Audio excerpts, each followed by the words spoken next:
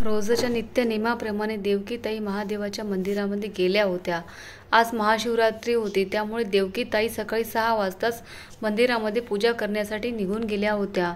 देवकीताई यांच्या मनामध्ये भावना आली होती की कमीत कमी देवाला गेले आहे तर प्रसाद वाटण्यासाठी किमान थोडेफार पैसे माझ्याजवळ असते तर मी देवाला प्रसाद तरी चढवला असता, 4 लोकांना देऊ शकले असते. परंतु नाही, देवाने माझ्यावरती अशी वेळ आणली आहे की मी प्रसाद वाटणाऱ्यातलंही नाही तर प्रसाद घेणाऱ्यातली झाली आहे. कारण अशी वेळ का आली आहे समजत नाही. म्हणून प्रसाद घेऊन देवकीताई घराच्या दिशेने 9 वाजता घरी आल्या. घरी आल्याबरोबर त्यांच्या धाकट्या सुनेने त्यांना ओरडायला सुरुवात केली. काय भजन कीर्तन करून तुमचं पोट भरणार असेल तर तुम्ही तिकडेच जाऊन का राहत नाही? इकडे घरी कशाला येता? उगाच आमच्या डोक्यावर भार म्हणून जगता. देवकीताई विचार करत होत्या, सुनेचं आणि मुलाचं बोलणं हे आजचं नाही, हे दररोजचं झालं आहे. त्यामुळे त्यांना हे काही नवीन नव्हतं. परंतु दररोज मुलाच्या आणि सुनेचे बोलणे ऐकून त्या आता खूप थकल्या होत्या आणि कुठेतरी त्यांच्या मनाचा स्वाभिमान जागा झाला होता.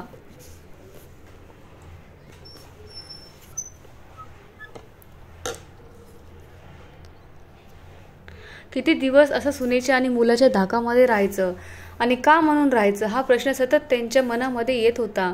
म्हणून त्यांनी स्वाभिमानाला महत्त्व देऊन वयाच्या 65व्या वर्षी असं काही करून दाखवलं की त्यांच्या सुनेला आणि मुलाला त्यांची पाय धरून माफी मागावीच लागली. परंतु शेवटी आज देवकीताई त्यांच्या मुलांना आणि सुनांना समाजामध्ये ओळख निर्माण झाली आहे. काय झालं आई, तुम्हाला काही हवंय? काय झालं आई, तुम्हाला काही हवंय का? स्वयंपाकघरात भांडण डोकावणाऱ्या देवकीताई यांची सून सारिका तिने विचारलं. तेव्हा आश्चर्याने म्हणायल्या, सुनबाई, मी अजून नाश्ता केलेला नाही, पण इथे सगळी भांडी रिकामी आहेत. मी चहा नाश्ता करायला स्वयंपाकघरात आली आहे, पण इथे काहीही ठेवलेलं नाही. आश्चर्यचकित होऊन विचारलं आपल्या सुनेला. तेव्हा सारिका म्हणाली, पण आई, आज 1 तारीख आहे. हे तुम्ही विसरला आहात. तुम्हाला घ्यायला मोठा भाऊ आणि वहिनी येतच असेल, म्हणून मला वाटलं की आज तुमचं जेवण तिथेच होणार आहे. तुमचं जेवण तिथं बनवलं असेल म्हणून मी तुमचा नाश्ता बनवला नाही. आपल्या सुनेचे बोलणे ऐकून देवकी काही शब्द झाला आणि आश्चर्याने आपल्या सुनेकडे पाहू लागल्या. मग निर्लज्जपणाची हद्द ओलांडीत सारिका म्हणाली, माझ्याकडे एवढ्या आश्चर्याने का बघत आहात आई? तुमची आमच्या घरी राहण्याची वेळ संपली आहे. मी काही चुकीचं बोलली आहे का? नाही ना. हे ऐकून देवकीताई म्हणाले, हे बघ सुनबाई, मोठ्या सुनेने मला हे सांगायला फोन केला होता की तिला 2 दिवसांनी माहेरी जायचं आहे, तर ती तिकडे आहे. आता मला 2-3 दिवस तिच्याकडे नाही ठेवू शकत. हे ऐकून सारिका चांगलीच रागाने संतापली आणि म्हणाली, तुमच्या दोन्ही मुलांनी आणि सुनांनी मिळून ठरवलं होतं की आम्ही तुम्हाला 1 महिना करून आमच्याकडे ठेवू. मग महिन्याच्या पहिल्याच दिवशी वहिनीने असं का केलं? काय झालं आहे जेव्हा वहिनीला तिच्या माहेरी जावं लागले?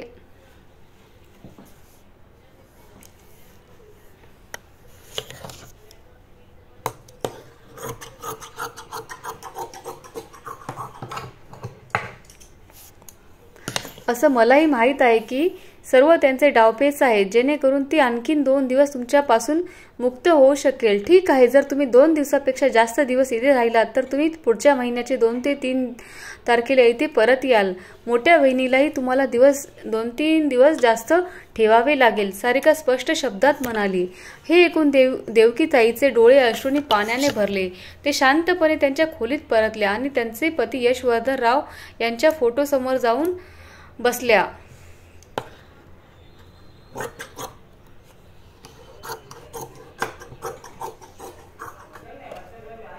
थोडे आहेत.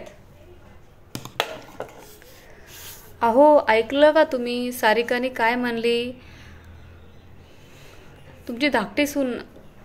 आता मी या सगळ्या लोकांवरती ओझं झाले आहे. एक जास्तीचा दिवसही लोक मला सहन करू शकत नाही. जर मोठा मुलगा घ्यायला आला नाही तर धाकट्या सुनेने मला नाश्ता देण्यासाठी नकार दिला.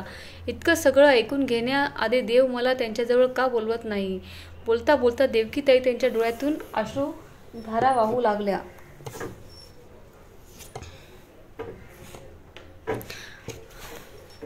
डोळ्यातील अश्रू त्यांच्या पतीच्या म्हणजे यशवर्धन राव यांच्या फोटोवरती पडत होते. मग काही वेळाने आपले अश्रू पुसत म्हणाला की आता मी तिच्याकडे जेवण देखील मागणार नाही. जर तिने स्वतःहून मला जेवण आणून दिले तरच मी जेवण करेल, अन्यथा मी उपाशी राहील, कारण माझ्याजवळ आता दुसरा कोणताही पर्याय किंवा मार्ग नाही. असे उपाशी राहून जास्तीत जास्त मी मरेल, या पलीकडे तर काही होणार नाही ना. इतकी लाचार तर देवकीताई यांना त्यांचे पती गेल्यानंतर देखील वाटले नव्हते.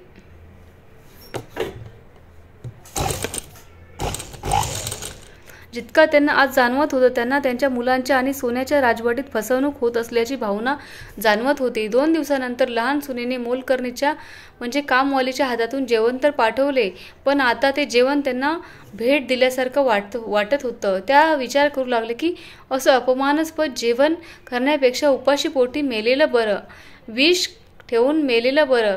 बसल्या आणि देवकीताई भूतकाळाच्या गोष्टी आठवू लागल्या.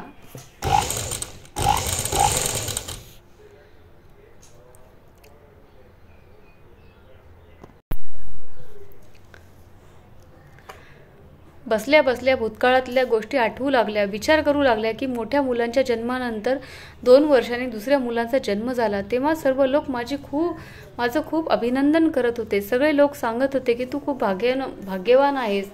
तुला दोन्ही मुलांकडून तुला सेवा करतील. तू दोन्ही मुलांकडून सेवा करून घेशील म्हातारपणी.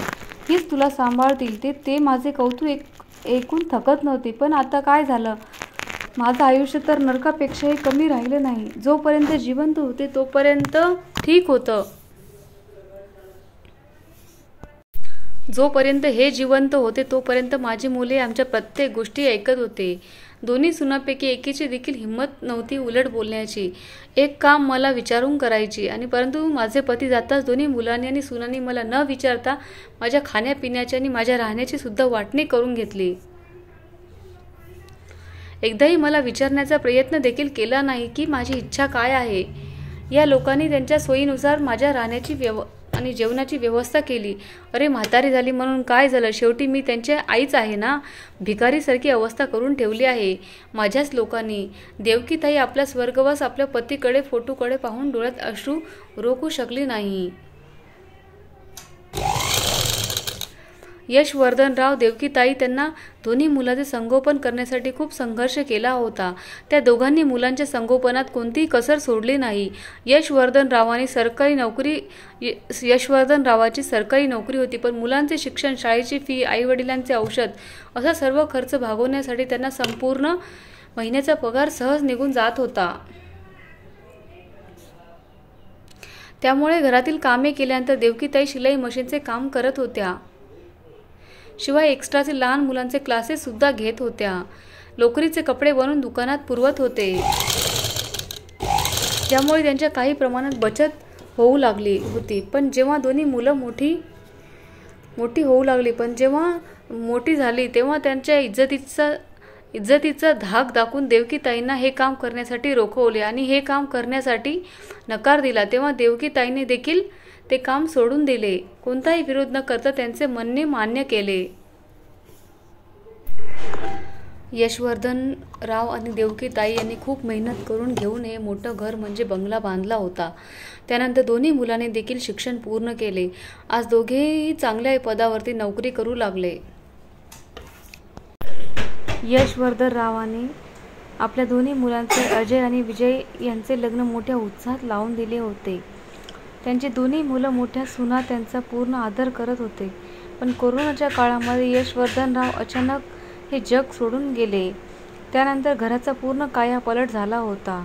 दोन्ही मुलं जी राम लक्ष्मणासारखी राहत होती ती आता भांडू लागली होती. यशवर्धनराव देवकीताई यांना मोठ्या महत्त्वाकांक्षेने बांधलेले घर आता दोन तुकड्यामध्ये विभागले गेले होते आणि दोन स्वतंत्र घरामध्ये रूपांतरित झाले होते. घराचे 2 तुकडे झाल्याने देवकी ताईंच्या हृदयाचे हजारो तुकडे झाले होते आणि त्यांच्या ज्याला समोर आणि मागे 2 दरवाजे असायचे, त्या घराच्या मध्यभागी भिंत उभी राहिली होती. पुढचा भाग मोठ्या मुलाकडे आणि मागचा भाग धाकट्या मुलांकडे असा होता. घरात येणाऱ्या जाणाऱ्याच्या मार्गेही वेगळे झाले होते. पाहणी इथेच थांबली नाही तर देवकीताईंना देखील न विचारता दोन्ही मुलांनी सुनांनी त्यांना देखील वाटून टाकले होते आणि प्रत्येकाने देवकीताईंना महिना ठेवून घेण्याचा निर्णय घेतला होता. शिवाय त्यांना हा आदेश देण्यात आला की ज्या महिन्यात आई ज्यांच्याजवळ असेल त्यांच्याजवळ वडिलांची पेन्शन देखील त्या मुलाला त्या महिन्यामध्ये दिली जाईल. आता परिस्थिती अशी झाली होती की एक दिवस जरी वर गेला तरी देवकीताईच्या सुना दुसऱ्या दिवशी त्यांना चहा नाश्ता द्यायला देखील तयार नव्हत्या. आज देवकीताई खूप उदास होत्या. विचार करू लागल्या की दर महिन्याला मी यांना पेन्शन मिळणारी संपूर्ण पेन्शन मुले काढून घेतात. असे वाटते की मी माझ्या जेवणासाठी आणि राहण्यासाठी पैसे देत आहे. असे असूनही मी भिकाऱ्याप्रमाणे या लोकांकडून जेवण मागत आहे.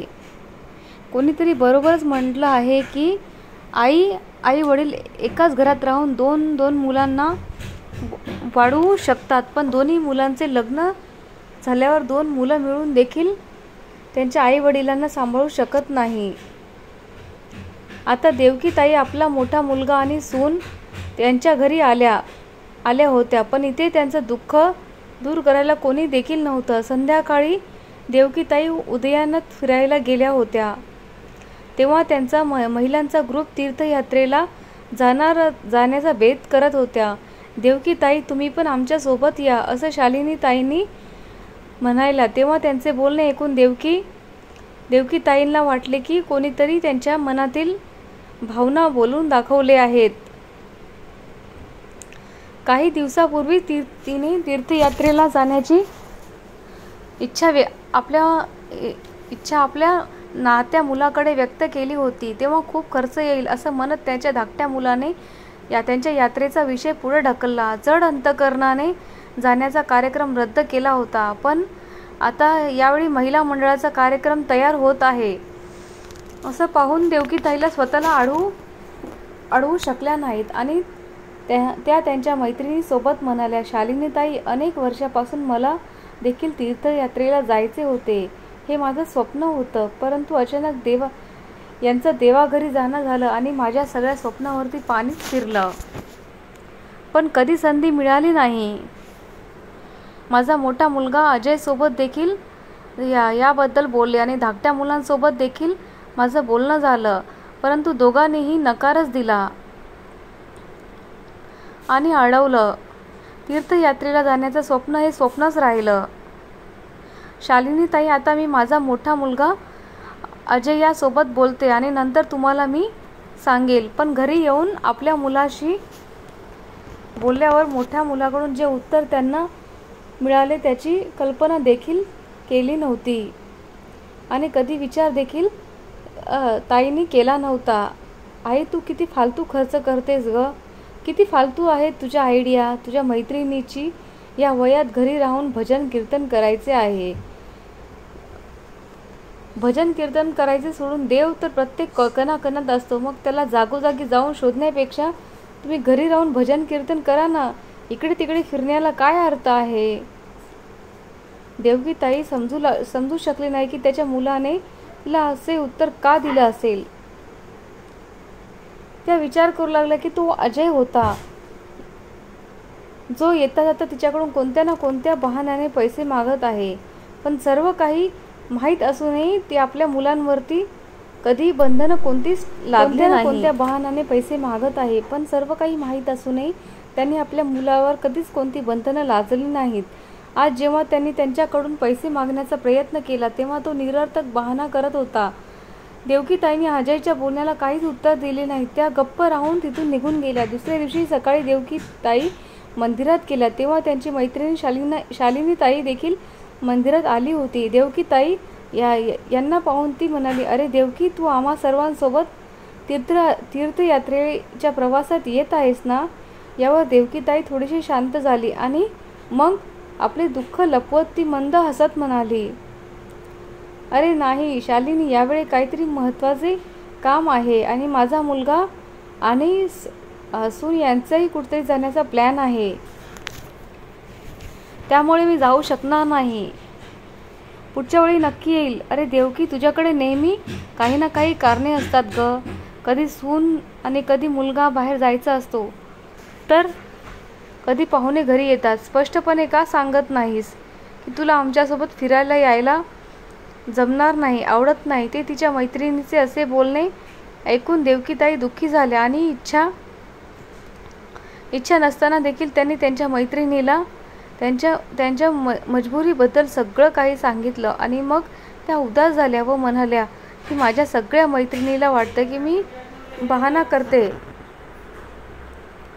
सगळ्यांसोबत न जाण्याचा, पण आता कोण समजणार की मला देखील वाटतं, माझ्या काही इच्छा आहेत. आता मला प्रश्न पडतो की माझी इच्छा या जन्मी तर पूर्ण होईल की नाही. शालिनी, तू खूप भाग्यवान आहेस ग. तुझा मुलगा तुला तुझ्या तीर्थयात्रेसाठी पैसे देतो. मी माझ्या मुलाकडे कशासाठी पैसे मागितले तर तो मला 2 गोष्टी सुनावतात. आता स्वतःच्या मुलांसमोर कोणती इच्छा व्यक्त करणे असे वाटते, जणू काही मी त्यांच्याजवळ भीकच मागत आहे. देवकी, मुलगा आणि सून यांच्या बाबतीत माझे नशीबही तुझ्यासारखेच आहेत. पूर्वी लहान मोठ्या खर्चासाठी मला माझ्या सून आणि मुलावरती अवलंबून राहावे लागत होते. पण नंतर मला वाटू लागले की मी जोपर्यंत माझी जबाबदारी सांभाळू शकते तोपर्यंत मी माझ्या मुलांवरती अवलंबून का राहावं? मी माझ्या इच्छा पूर्ण करण्यासाठी त्यांच्याकडे भीक का मागावी? आणि आज बघ, मी माझ्या मनाची मालकीण आहे. माझ्या मैत्रिणीचे बोलणे ऐकून देवकीताई म्हणाल्या, पण तू तर कुठे नोकरी देखील करत नाहीस. त्यावर शालिनीताई हसत उत्तर दिले, अरे नाही, माझ्या स्वयंपाकाचा छंद माझ्यासाठी वरदान ठरला आहे. फक्त माझ्या छंदाला ओळख दिली आहे. जेव्हा मी मोबाईलवरती यूट्यूब चालवायला शिकले तेव्हा माझ्यासारख्या अनेक वयोवृद्ध महिला स्वतःचे यूट्यूब चॅनल चालू केले. स्वतःच्या पायावरती उभा असलेला पहिले त्यांच्याकडून खूप प्रेरणा मिळाली आणि मी माझ्या नातवाच्या मदतीने एक यूट्यूब चॅनल देखील उघडले आणि आज मी स्वावलंबी झाले आहे. बोलता बोलता शालिनीताई म्हणाली, आजच्या तर मी आता निघते. खूप उशीर झाला आहे. संध्याकाळी बागेत भेटूया. शालिनीताईचे बोलणे ऐकून देवकीताई थोड्या आश्चर्यचकित झाल्या आणि घरी आल्यावरती विचार करू लागले की मी पण एक दिवसभर रिकामी बसून असते. मलाही असे काहीतरी करायचे आहे आणि जे मला या वयात व्यस्त आणि स्वावलंबी ठेवणे.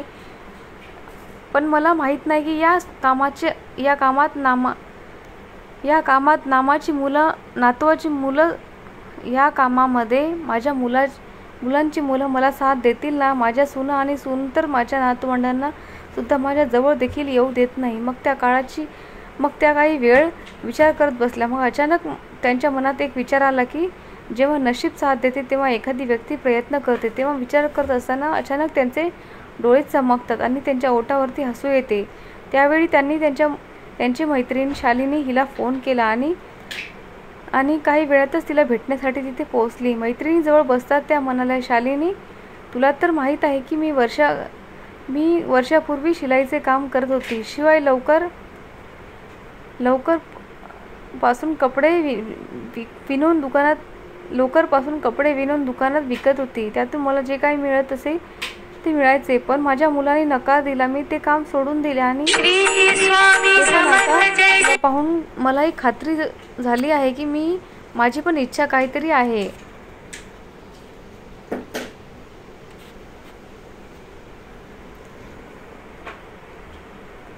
मला माझी चूक समजली आहे. तुला पाहून मलाही खात्री पटली आहे की माणसाची इच्छा असेल तर कोणत्याही वयात नवीन सुरुवात माणूस करू शकतो. मलाही तुझ्याकडून प्रेरणा मिळाली आहे. मला माझे स्वतःचे यूट्यूब चॅनल उघडायचे आहे आणि ज्यामध्ये मला शिवणकाम शिकवणे, लोकरपासून नवीन डिझाईन बनवणे असे विविध गोष्टी शिकवायच्या आहेत. मला यांचा अनुभव आहे, पण व्हिडिओ बनवण्याची संबंधित ज्ञान आणि माहिती मला तू दे. या कामातून मला मदत करशील का? देवकीताई यांचे बोलणे ऐकून शालिनीताई हसत म्हणाल्या, अरे यात विचारण्यासारखी काय आहे? हे काम आजपासून तू सुरुवात कर. मी तर म्हणते आत्तापासून सुरुवात करू शकतेस. माझ्याकडे चांगल्या दर्जाच्या मोबाईल असून रिंग लाईट पर्यंत सगळे उपकरण व्हिडिओ काढण्यासाठी उघडण्यासाठी ते उपलब्ध आहे. तुझं चॅनल उघडण्यापासून तर व्हिडिओ अपलोड करण्यापर्यंत सर्व कामामध्ये तो तुला मदत करेल. मग काय देवकी ताई दुसऱ्या दिवशी सकाळी त्यांच्या मैत्रीण शालिनी ताई यांच्या घरी पोहोचल्या.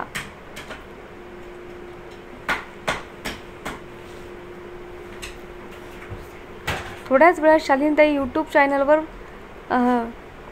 व्हिडिओ बनवून दिले. मग व्हिडिओ बनवण्याची तयारी सुरू केली. सुरुवातीला कॅमेरासमोर येऊन बोलताना त्यांना थोडेसे वेगळे वाटू लागले, थोडेसे विचित्र वाटू लागले. शालिनीताई यूट्यूब चॅनल बनवून घेतले आणि मग व्हिडिओ बनवण्याची तयारी सुरू केली. सुरुवातीला कॅमेरासमोर येऊन बोलायला त्यांना थोडे वेगळे आणि विचित्र वाटत होते, पण त्यांनी हार मानले नाही. जसा तसा व्हिडिओ बनवला आणि यूट्यूबवरती अपलोड केला, पण त्या नाराज झाल्या नाही. त्यांनी बनवलेल्या व्हिडिओला फक्त 15 ते 20 व्ह्यूज येत होते. शालिनीताई त्यांच्याकडे येऊन व्हिडिओ बनवून यूट्यूबवर अपलोड करून आपल्या कमी खर्चामध्ये त्यांचा व्हिडिओ पाहत होते. मेहनत करून देखील त्यांना चांगला प्रतिसाद भेटत नव्हता.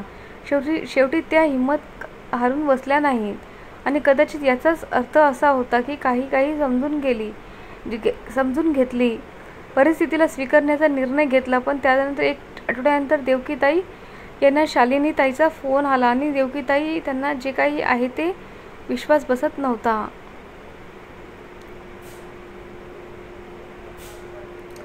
त्यांच्या आनंदाला पारावार उरला नाही. शालिनीताई त्यांनी सांगितलं की देवकी जो व्हिडिओ यांचा व्हायरल झाला आहे त्याला आत्तापर्यंत 25 लाखांनी पाहिला आहे. आज देवकीताई यांना एक नवीन आशेचा किरण दिसू लागला होता. त्यांच्या मनात जगण्याची एक नवीन उमेद निर्माण झाली होती. त्यांच्यामध्ये आत्मविश्वास वाढला होता आणि त्यांनी पुन्हा जोमाने आत्मविश्वासाने व्हिडिओ बनवायला सुरुवात केली. आणि मग असं करता करता त्यांच्या एका पाठीमागून एक व्हिडिओ व्हायरल होत गेले. आता त्यांना त्यांची इच्छा पूर्ण करण्यासाठी वेळोवेळी संधी मिळत नव्हती. शिवाय स्वतःच्या कामाला मेहनतीशिवाय मेहनतीला एक नवीन ओळख मिळाली. 2 महिन्यातच त्यांचे पहिले पेमेंट आले आणि आतापर्यंत हा व्हिडिओ बनवण्यास व्हिडिओ एडिटिंग करण्यात आले. सर्व गोष्टी स्वतः करू लागल्या.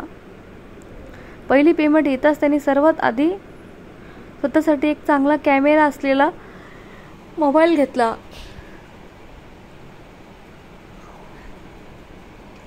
आणि काही महत्त्वाचे साहित्य देखील घेतले. जेव्हा हे सामान घेऊन ते त्यांच्या घरी पोहोचला आणि त्यांच्या खोलीत ठेवू लागला, तेव्हा त्यांची मोठी सून रुपाली हैराण होऊन कधी त्यांच्याकडे तर कधी सामानाकडे पाहू लागले. परंतु देवकीताई यांनी आपल्या सुनेची काही विचार न करता, पर्वा न करता व्हिडिओ बनवण्यासाठी तयारी करू लागल्या. पण त्यांच्या सुनेला त्यांची सर्व पाहून गोष्टी लक्षात आल्या होत्या. रुपाली मोठ्या आवाजाने ओरडू लागली की अच्छा, तर सत्कार संध्याकाळी याच कामासाठी तुम्ही घराबाहेर जात आहे, तर सगळं काम सुरू आहे. घराच्या बाहेर जाण्या अगोदर तुम्ही आम्हाला एकदाही विचारणे गरजेचे वाटले नाही का की तुम्ही मोठ्या सुनेचे बोलणे ऐकून देवकीताई यांना राग तर खूप आला होता, पण त्यांनी ह्या सगळ्या गोष्टींकडे दुर्लक्ष करत होत्या. आपल्या खोलीचा दरवाजा बंद केला आणि व्हिडिओ बनवू लागल्या. तिच्याकडे धाकटी सून जेव्हा तिच्या मैत्रिणीसोबत पार्टी करण्यासाठी फिरायला बाहेर गेली तेव्हा तिच्या मैत्रिणी तिला सांगू लागली की अरे सारिका, तुझी सासू यूट्यूबवर खूप धमाल करत आहे. हे सर्व सारिकाला आश्चर्य तर वाटलेच, पण सोबतच ती हैराण सुद्धा झाली. पण जेव्हा तिच्या मैत्रिणीने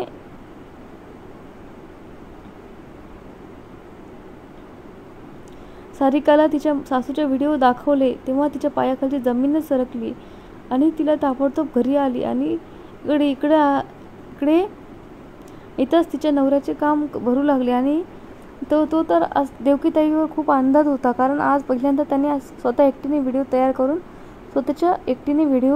तयार करून आपल्या यूट्यूब चॅनलवरती अपलोड केला आणि होता.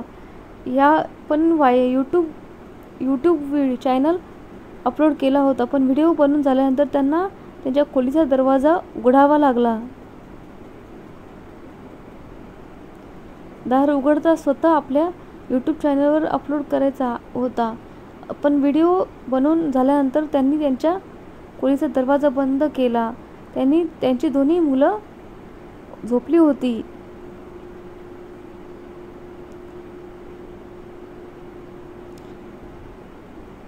उघडण्यासाठी देवकीताई त्यांच्यावर तुटून पडल्या आणि काय काय तमाशा सुरू केला आहे. आता तू नवीन आम्ही काय कमी ठेवली आहे. रोज तुझी नवीन नाटकं सुरू झाली आहेत.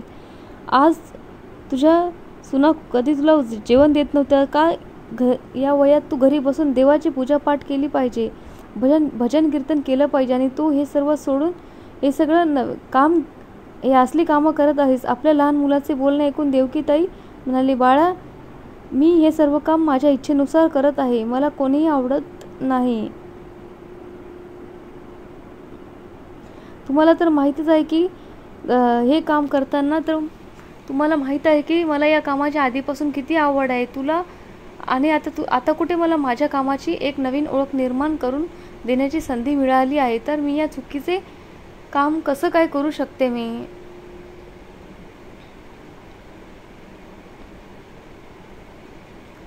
मोठ्या सुनेने बोलण्या संपतात त्यांचा मोठा मुलगा म्हणाला, आई, जर तुला हे सर्व काही करायचं असेल तर दुसरीकडे जाऊन हा तमाशा कर. आमच्या घरात राहून तो तमाशा करण्याची काहीच गरज नाही. देवकीताई ज्यावेळी ज्या बऱ्याच वेळापासून आपल्या मुलाची आणि सुनेची गोष्टी ऐकत होत्या ते पाहून मुलांनी हैराण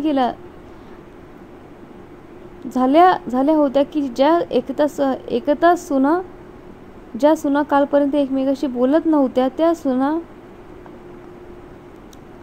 एकत्र येऊन बोलत होत्या.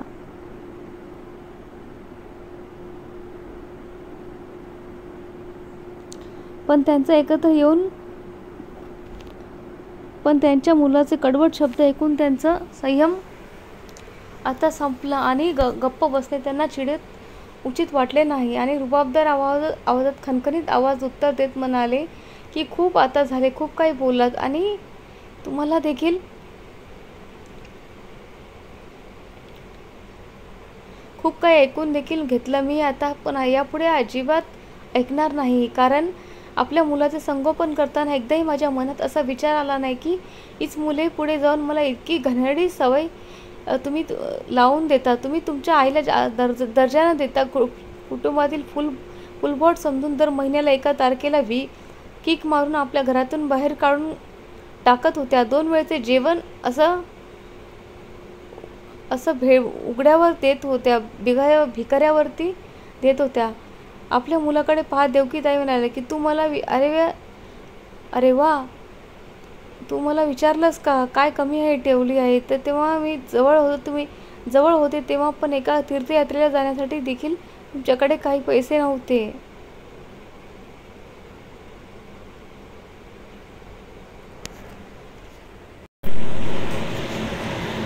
चांगलं झालं की तुमचे वडील तुमचे हे रूप पाहण्याआधीच हे जग सोडून देवाघरी गेले. ते जिवंत राहिले नाहीत. ते जिवंत असते तर मी तुम्हाला विचारते की म्हातारी झाली म्हणून माझ्या सर्व इच्छा संपल्या आहेत का? माझी इच्छा होत नाही कुठे बाहेर जाण्याची. पण बाळांनो, चूक माझीच आहे. ज्यावेळेस तुम्ही या घराचे 2 भाग केले तेव्हा मी गप्प बसले नसते तर आज हा दिवस मला पाहायला मिळाला नसता. या घरात 6 खोल्या आहेत. तुम्ही त्यांची 2-2 विभागामध्ये विभागणी केली. त्यात तुम्हाला प्रत्येकी 3-3 खोल्या आल्या. पण मी माझ्या स्वतःसाठी कोणतीही जागा सोडली नाही. पण आता मला माझी ही चूक दुरुस्त करायची आहे. आता या घराचे 3 भाग होतील. हे 31 मुलांच्या आणि सुनेच्या भुवया उंचावल्या. त्यांचा लहान मुलगा आश्चर्याने म्हणाला की आई, काही विचार करून तर बोल, 3रा भाग कशासाठी आणि कुणासाठी? तेव्हा देवकीताई म्हणाल्या की तो 3रा भाग माझ्या स्वतःसाठी असेल. आतापासून मला माझ्या स्वतःसाठी 2 खोल्या वेगळ्या पाहिजेत. एक खोली मला राहण्यासाठी आणि एक खोली मला माझे व्हिडिओ बनवण्यासाठी. आणि हो, आजपासून माझे स्वयंपाक खोली देखील अगदी माझ्यासाठी वेगळी राहील, जिथे मी स्वतःसाठी माझा स्वयंपाक बनवू शकेल. मी माझ्यासाठी स्वयंपाक बनवणारी बाई कामाला ठेवेल. तुम्ही लोक मला एक दिवस देखील सहन करू शकत नाही. एक दिवसही वर गेला तरी मला चहा नाश्ता देत नव्हते. पण आता खूप झालं. आता ही तुमची आई 2 भागात विभागली जाणार नाही. आता मी आत्मनिर्भर आहे आणि स्वतःची जबाबदारी मी स्वतः उचलू शकते. देवकीताई यांचे बोलणे ऐकून दोन्ही सुना मुलांना नवऱ्यांना त्यांच्या ओरडू लागल्या, या खोलीचे 3 भाग अजिबात होणार नाही. आम्ही फक्त 2 खोल्यामध्ये अजिबात राहणार नाही. दोन्ही मुलं काही बोलण्याच्या आधी देवकीताई म्हणाल्या, आभार माना की मी तुम्हाला खोलीचे भाडे मागत नाहीये. मी तुमच्याकडून घराचा भाडा नाही घेत. तुम्हाला माझे म्हणणे मान्य नसेल तर ठीक आहे, तुम्ही तुमचा बंदोबस्त दुसरीकडे कुठेही करू शकता. आणि हो, आजपासून मी माझा स्वतःचा खर्च स्वतः करणार. त्यामुळे मला माझ्या आयुष्यात कोणाचाही हस्तक्षेप नको आहे. देवकीताई यांचे बोलणे ऐकून दोन्ही सुना गपचूप उभे राहून त्यांच्याकडे पाहतच राहिले. या सगळ्यांना त्यांना विश्वास बसत नव्हता की या त्यांच्या आईमध्ये इतका आत्मविश्वास आला तरी कुठून.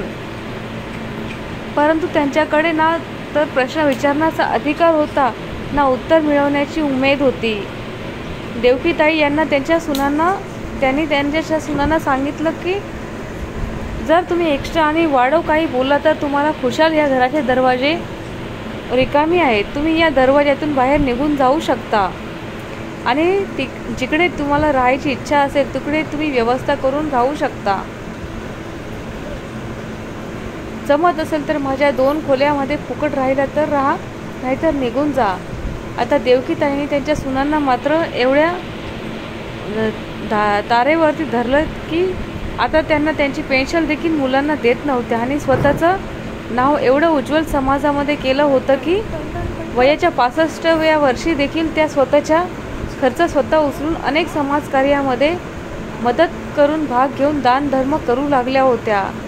त्यामुळे आज समाजामध्ये देखील त्यांना उत्तम दर्जाचे स्थान होतं. तर मित्रमैत्रिणींनो, देवकीताईंनी त्यांच्या मुलांचा आणि सुनेचा अन्याय सहन करत राहिले, परंतु एक वेळ त्यांनी स्वतःच्या स्वाभिमानाला महत्त्व दिलं आणि वयाच्या 65व्या वर्षी देखील त्यांनी काही करून दाखवलं की प्रत्येकाने याचा आदर्श घ्यावा. वयाच्या 65व्या वर्षात देखील देवकीताईंनी स्वतःकडेच पैसे स्वतः कमवत होते आणि आनंदाने जीवन जगत होते.